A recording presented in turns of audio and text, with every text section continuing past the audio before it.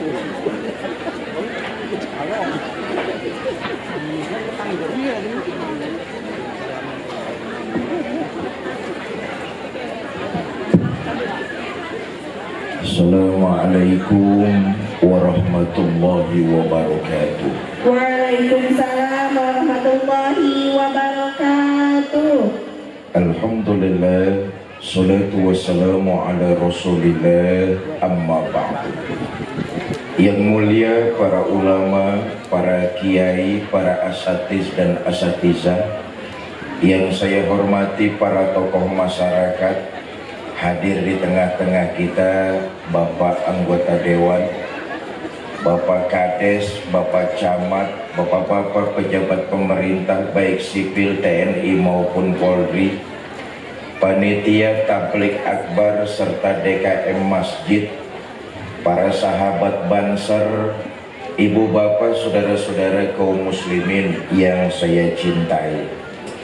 Mari sama-sama kita bacakan suratul Fatihah buat keluarga besar kita, para muwakif yang sudah mewakafkan sebagian dari hartanya. Mudah-mudahan amal ibadah mereka diterima oleh Allah Subhanahu wa taala. Bitilkal niyah sayulillahi lahumul Fatihah. Alhamdulillahi rabbil alamin arrahmanir rahim maliki yaumiddin iyyaka na'budu wa iyyaka nasta'in.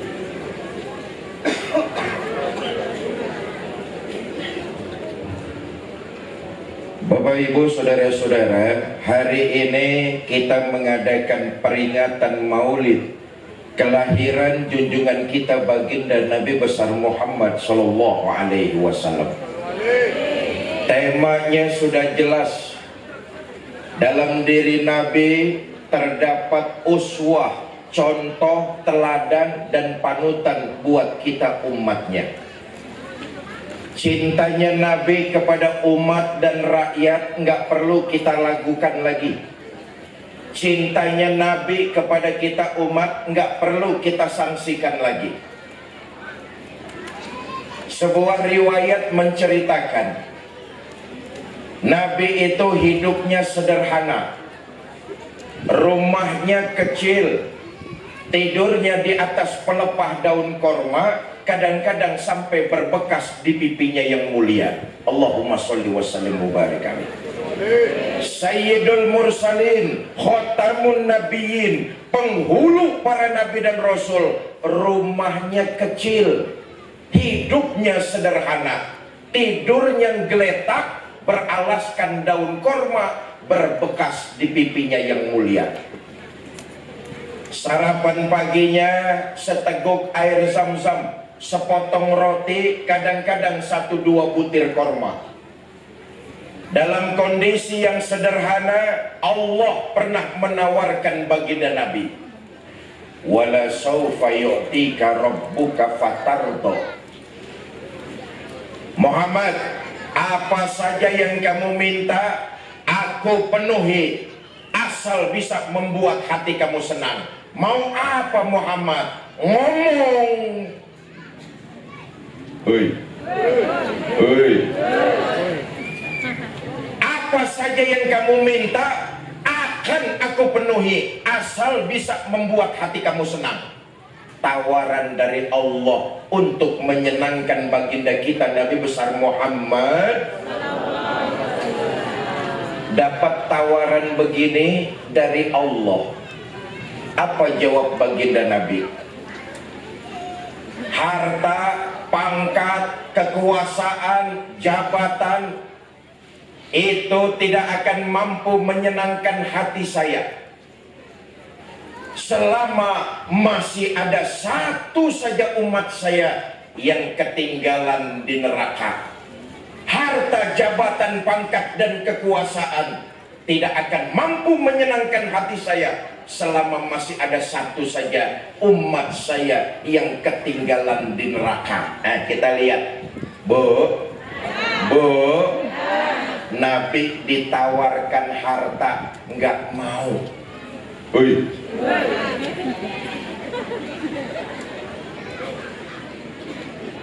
Kalau memang kamu mau harta Muhammad, aku jadikan kamu manusia paling kaya di muka bumi. Tunjangan rumah nggak perlu 50 juta, 500 juta. Tunjangan rumah.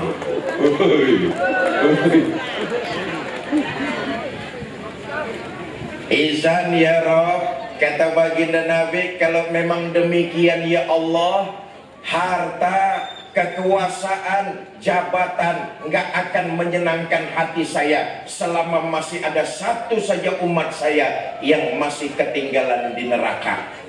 Kata Allah, umatmu nggak usah khawatir Muhammad. Ini haramtul jannata ala sairil umam hatta tadkhulaha ummatuka. Sorga aku haramkan dibukakan pintunya sebelum umat kamu Muhammad masuk lebih dulu ke dalamnya. Alhamdulillah. Inilah enaknya jadi umat Nabi Muhammad. Walaupun kita lahir paling belakang, tapi karena jadi umat Nabi Muhammad, di akhirat Allah berikan keutamaan buat kita semua. Alhamdulillah. Yang hadir sore ini nih, ada nggak 100 orang? Lebih? 200 orang? Lebih? 2000 orang? Campur yang goib di sawah-sawah. Sore ini yang hadir ratusan orang nih, yakinlah di akhirat semua akan dibangkitkan lebih dulu, dihisab lebih dulu, lewat sirotol mustaqim lebih dulu, masuk sorga lebih dulu. Kalau toh mampir ke neraka juga lebih. Ayo aminkan. Ditawarkan harta, ditawarkan jabatan tinggi, ditawarkan kekuasaan tidak terbatas, Nabi enggak silau. Apa ternyata yang Nabi pikirkan? Yang Nabi pikirkan adalah keselamatan dan kebahagiaan kita umatnya. Allahumma sholli wa sallim wa barik. Maka pantas kita orang-orang beriman menjadikan baginda Nabi pemimpin kita dari dunia sampai akhirat. Kenapa? Cintanya kepada umat dan rakyat nggak perlu diragukan lagi. Jelas? Jelas? Maaf, pemimpin-pemimpin kita di dunia ini kalau cinta sama rakyat cuma pada saat-saat tertentu saja.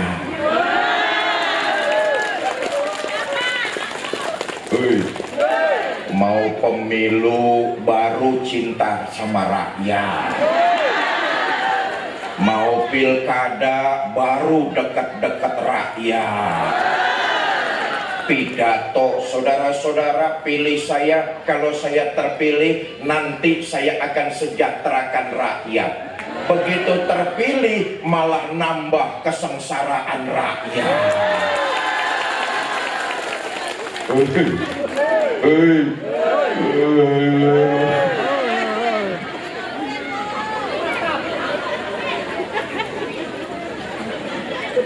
Kata orang, kita ini rakyat sekarang ibarat udah jatuh ketiban tangga ketabrak motor. Apa bahasa Kerawangnya itu? Hah? Belangsak. Belangsak tuh apa belangsak tuh? Ya mengkonon lah. Lihat saja, lapangan kerja susah, pengangguran terus bertambah, betul apa tidak? Cari duit nggak mudah, ditambah lagi naiknya harga-harga kebutuhan hidup. Bu, saya tanya, ibu dikasih uang sama suami 10.000 suruh belanja, dapat apa?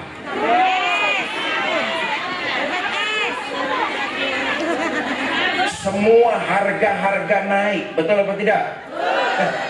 Dulu Kerawang nih khususnya jadi lumbung padi. Tahun 80-an Indonesia pernah jadi swasembada pangan. Penyumbang terbesar Kerawang, lumbung padi. Sekarang padinya udah kegeser, lumbung beton sama lumbung minyak. Akibatnya harga beras merangkak naik, betul apa enggak?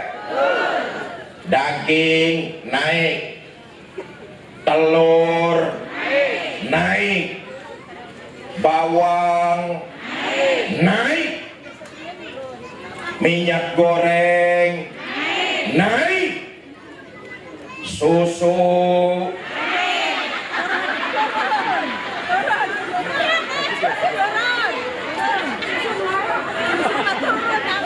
ngampleh.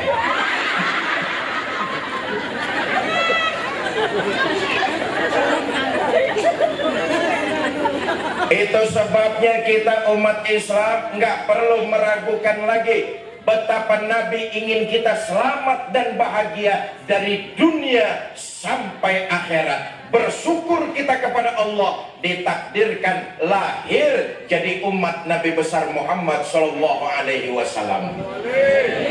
Sekarang saya pengen ngomong fakta, kenyataan, realita. Semua yang datang ratusan orang di masjid sekarang ini, saya yakin kalau ditanya pasti jawabannya cinta. Betul atau tidak? Saya yakin kalau ditanya pasti ngakunya umat Nabi Muhammad. Sekarang kita lihat, maaf, rupa-rupanya masih banyak di antara kita umat Islam yang baru cuma sekedar pinter ngaku cinta sama Nabi. Kita nih umat Islam masih banyak yang baru pinter ngaku sebagai umat Nabi. Apa enggak boleh Ustaz? Boleh. Yang namanya ngaku mudah, murah, nggak perlu biaya. Siapapun bisa untuk ngaku, betul? Tapi persoalannya di akhirat nanti kita diaku apa tidak sebagai umat Kanjeng Nabi, itu yang jadi masalah utama. Kalau hidup di Kerawang ngaku cinta, ngaku umat, boleh-boleh saja. Persoalannya di akhirat diaku apa enggak? Sama juga begini nih, saya tanya ibu-ibu nih, Bu, Ibu kenal sama Presiden Prabowo Subianto? Ngaku. Prabowo kenal sama ibu? Kasihan deh. Apa bedanya sama kita? Kita nih baru pinter ngaku cinta, kita nih baru pinter ngaku umat. Persoalan besar di akhirat nanti kita diaku apa enggak sebagai umat Nabi, itu yang jadi masalah utama. Nah, saya pengen mengajak tiap tahun orang Cilamaya Kulon, ini Kulon ya, tiap tahun orang Cilamaya Kulon bikin maulid. Tiap tahun kita hadir memperingati maulid. Maka mulai sore ini maulid jangan cuma seremonialnya saja. Kalau kita cinta kepada baginda Nabi, maka kita tunjukkan dalam kehidupan sehari-hari. Apa yang ingin saya sampaikan? Mudah-mudahan kalau ini kita jalankan syariat agama, insya Allah di akhirat kita akan diaku sebagai umat dan mendapat syafaat dari Nabi Muhammad SAW. Satu saja, kalau kita pengen diaku sebagai umat Nabi, dirikan sholat yang berkualitas. Selama ini banyak di antara kita yang dalam mengerjakan ibadah sholat hanya sekedar menggugurkan kewajiban. Sholat itu bukan cuma sekedar melaksanakan kewajiban, tapi sholat jadi jembatan agar kita mampu melakukan perbaikan. Orang yang sholatnya berhasil, kelihatan dalam kehidupan bermasyarakat, dia akan menjadi manusia yang sedikit lebih bermanfaat. Nah, kita lihat, karena kita sholatnya cuma gugurin kewajiban, akibatnya maksiat nggak bisa kita tinggalkan. Sholatnya rajin, ngomongin orang jalan terus. Ada di sini kayak begitu, ada? Yang mana orangnya? Saya katakan sekali lagi, sholat bukan cuma mengerjakan kewajiban, tapi jadi media, jadi jembatan agar kita mampu melakukan perbaikan dari dalam. Ini penting nih. Puncak tertinggi dari ibadah sholat. Inna sholata tanha anil fahsya. Sholat itu mencegah agar kita tidak berlaku keji dan munkar. Tapi sholat yang kita kerjakan hanya menggugurkan kewajiban. Buktinya banyak di antara kita yang sholatnya rajin, tetap saja berbuat perilaku keji. Sholatnya rajin, tapi nyolongin padi tetangga jalan terus.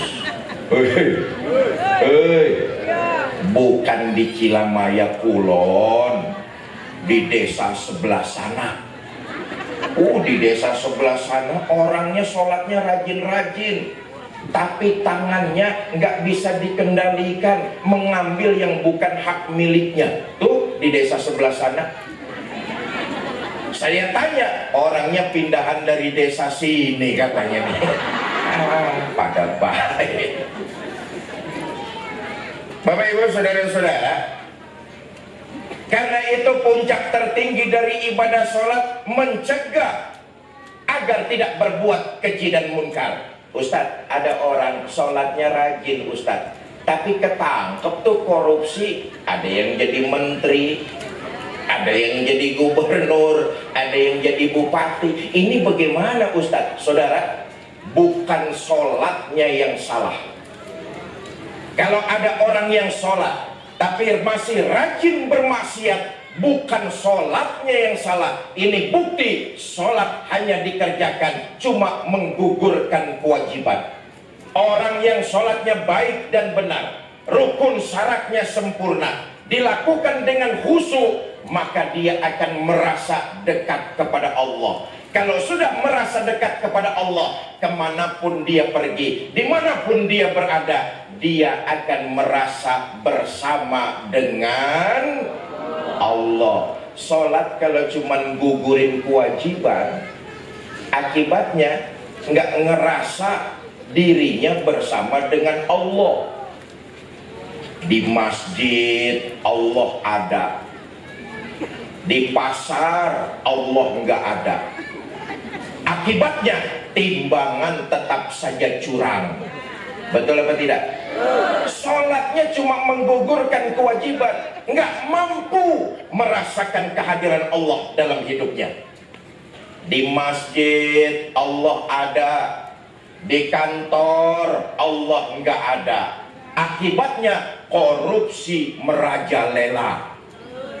Ini yang terjadi. Sholatnya mah iya, tapi nggak sanggup merasakan kehadiran Allah. Orang yang sholatnya berhasil, kemanapun dia pergi, dimanapun dia berada, dia akan merasa kehadiran Allah dalam hidupnya. Ini sholatnya rajin, tapi ngambilin duit rakyat hobi. Tunjangan rumah naik 50 juta, joget-joget.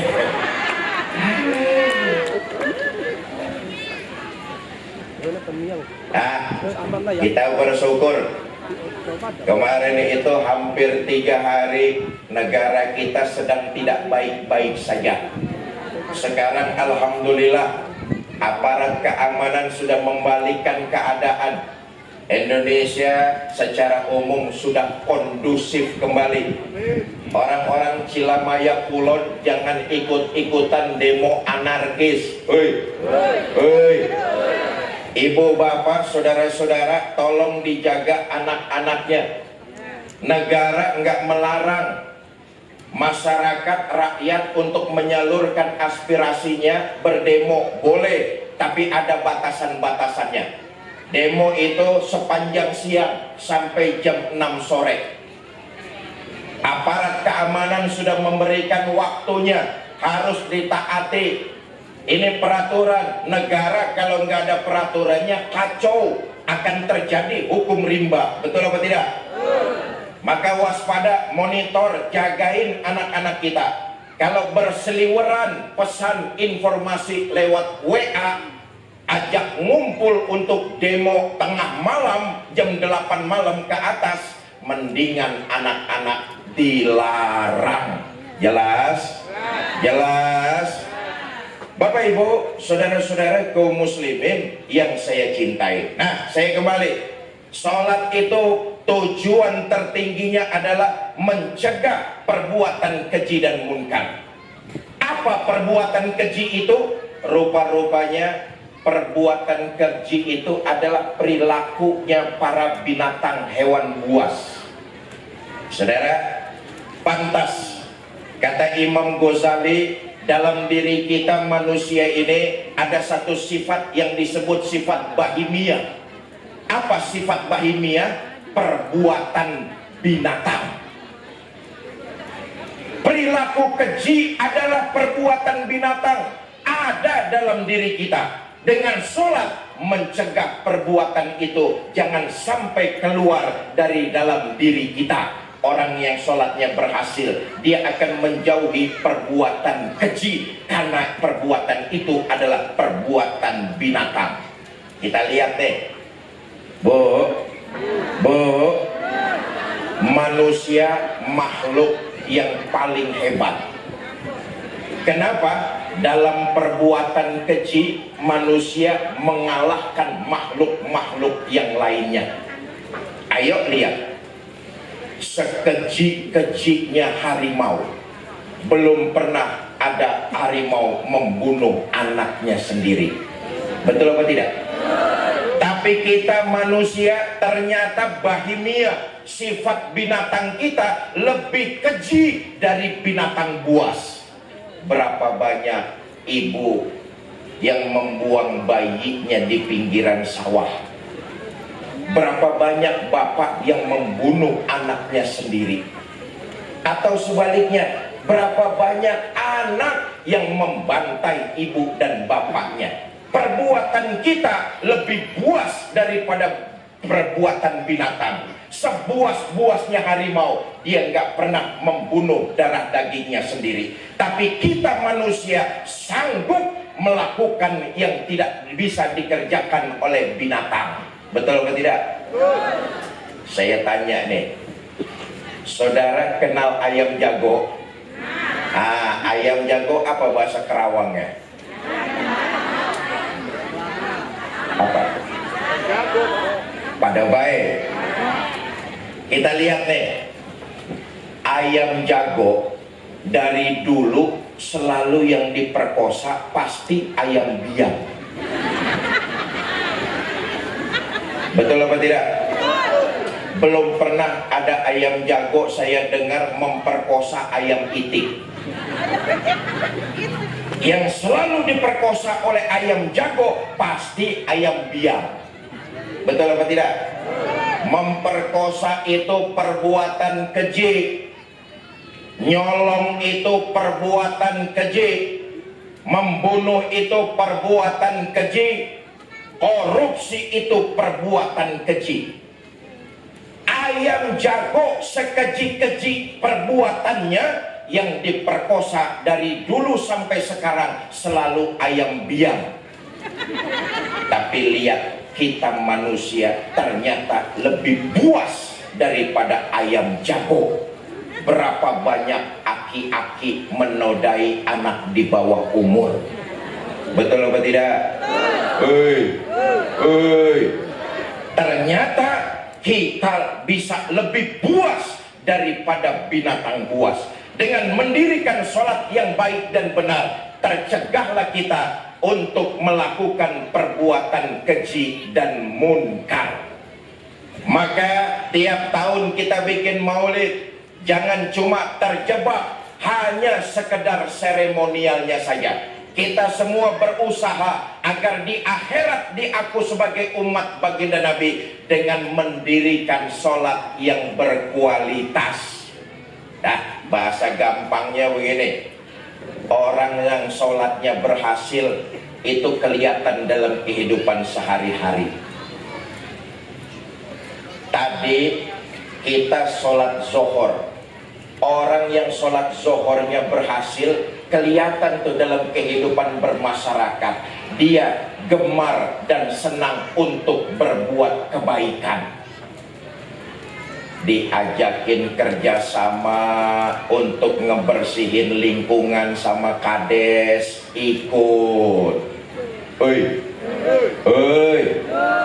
Diajakin untuk membersihkan got yang ada di lingkungan RT oleh kadus, ikut. Itu sholatnya berhasil. Kenapa? Seneng untuk berbuat kebaikan. Itu sholat kayak begitu tuh berhasil. Ini maaf, sholat berjamaahnya mah giat, sholatnya mah tekun. Tapi kalau diajak kerja bakti sama kades, berbagai macam alasan dicari-cari. Orang sini sih nggak kayak begitu. Orang sini sih nggak beda. Bapak Ibu saudara-saudara kaum muslimin yang saya cintai. Nah, yang mengajarkan kita tentang sholat baginda kita Nabi besar Muhammad Sallallahu Alaihi Wasallam, termasuk yang mengajarkan tentang sholat berhasil kepada diri kita juga adalah baginda Nabi besar Muhammad Sallallahu Alaihi Wasallam. Kita lihat lagi, kita semua sepakat Nabi itu sholatnya paling khusyuk, betul apa tidak? Nabi itu sholatnya paling sempurna, betul apa tidak? Nabi sholatnya kalau sendirian paling lama. Nah, paling lama tuh kalau sendirian. Kalau sendirian silakan sholat yang lama. Tapi kalau jadi imam, Nabi ngajarin jangan lama-lama kalau jadi imam. Kata Nabi, iza amma ahadukumun nas falyukhaffif. Kalau kamu diangkat jadi imam, ringankan sholatmu. Kenapa? Makmum di belakang kamu kekuatannya nggak sama dengan dirimu. Kalau jadi imam, reken-reken kemampuan makmum, kekuatannya nggak sama dengan diri kita. Ada makmum sudah tua renta, kalau sholat